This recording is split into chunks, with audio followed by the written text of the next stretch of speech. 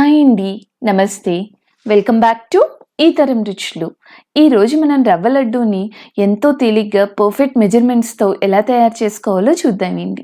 జనరల్గా రవ్వ లడ్డూలు అనేది మనం చేసిన కాసేపటికే చాలా గట్టిగా అయిపోతూ ఉంటాయండి. అలా కాకుండా మనం ఎప్పుడు తిన్నా జ్యూసీగా ఎంతో టేస్టీగా ఉండేలా ఎలా చేసుకోవాలో చూద్దామండి.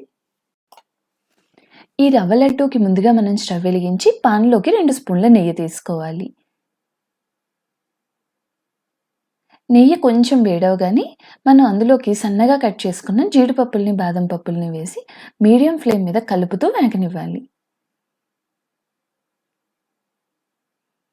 మనకి ఈ విధంగా లైట్‌గా కలర్ చేంజ్ అయ్యాక ఆ ముక్కలన్నిటిని ఒక గిన్నెలోకి తీసి పెట్టుకోవాలి.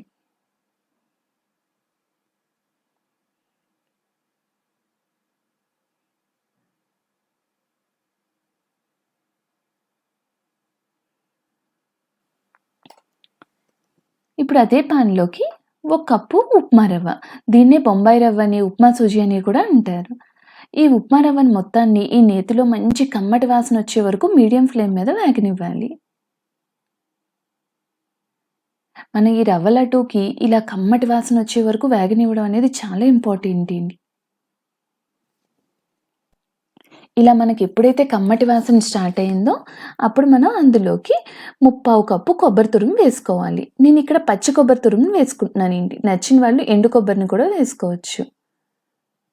ఈ కొబ్బరి తురుము మొత్తం ఉప్మా నూకలో కలిసేలా బాగా వేగనివ్వాలి అండి. ఎందుకంటే ఈ కొబ్బరిలో ఉన్న కమ్మదనం అంతా కూడా ఉప్మా రవ్వకి చాలా బాగా పడుతుంది అండి. ఈ విధంగా మనం మొత్తాన్ని కూడా మీడియం ఫ్లేమ్ మీద కలుపుతూ వేగనివ్వాలి.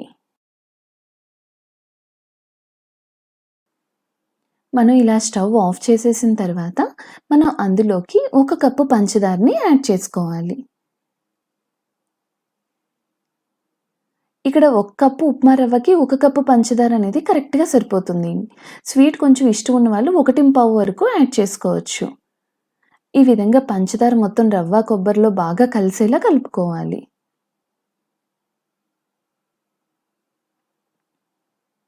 మనం ఇలా ఒక్క 2 మినిట్స్ మొత్తం కలిసేలా కలుపుకోవాలి.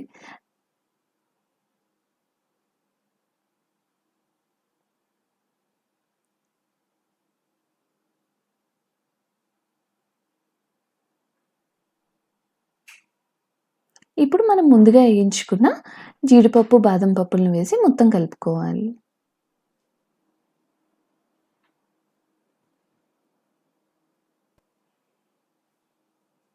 ఇలా కలుపుకున్న దాన్ని మనం ఒక ప్లేట్‌లోకి తీసుకొని కొంచెం చల్లారనివ్వాలి.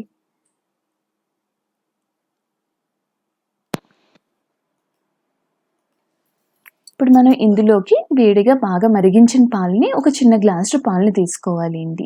ఇలా వేడి వేడి పాలని తీసుకోవడం వల్ల మనకి ఆ పంచదార పాకం అనేది వచ్చి ఆ లడ్డూలనేది జ్యూసీగా ఉంటుందండి.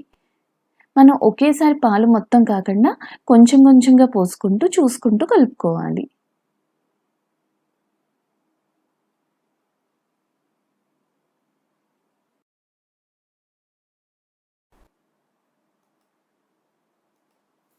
మనకి ఈ విధంగా లడ్డు అయ్యే వరకు పాలను పోసుకొని కలుపుకోవాలి.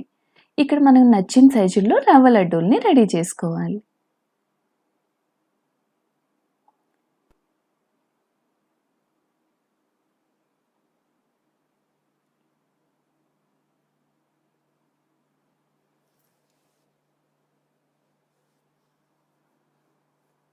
మనం ఈ విధంగా చేతులతో గట్టిగా వేళ్ళతో నొక్కుతూ లడ్డూని చేసుకోవాలి.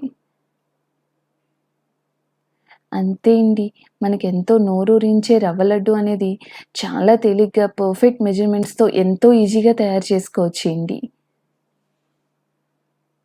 చూసారా, మనకి రవ్వ లడ్డు అనేది కూడా ఎంతో జ్యూసీగా ఉందండి. నాకు చేసి ఇక్కడ చాలా సేపు అయిన తర్వాత కూడా నేను టచ్ చేస్తే లోపల ఎంతో జ్యూసీగా ఉందండి. ఏమాత్రం రవ్వ లడ్డు అనేది గట్టిపడలేదు. ఇంత సింపుల్‌గా చేసుకునే రవ్వ లడ్డూని మీరు కూడా ఒక్కసారి ట్రై చేసి ఎలా వచ్చిందో మా కామెంట్ సెక్షన్‌లో చెప్పండి. ఈ వీడియో గనుక మీకు నచ్చితే please like, share and subscribe ఈతరం రుచులు. Thank you for watching.